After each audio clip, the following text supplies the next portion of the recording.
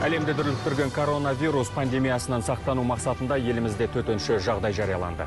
Осыған байланысты мемлекет басшысы халыққа үндеу жолдады. Бүкіл халықты жұдырықтай жұмылуға, сабыр сақтауға шақырамын. Бұл күрделі жағдайды бәріміз бірге еңсереміз деп сенемін. Халқымыз аман, жұртымыз тыныш болсын. Біз біргеміз.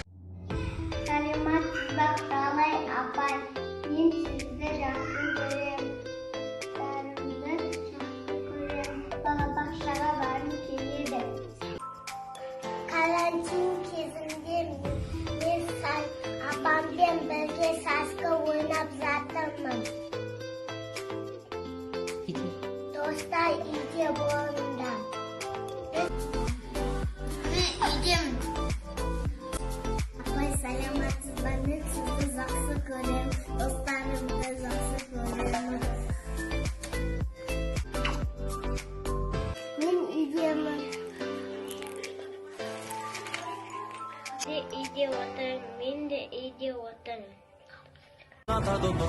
Қазір бәріміз бір-біріміздің өміріміз үшін туған туыс, дос жаран, еліміздің алдында жауаптымыз.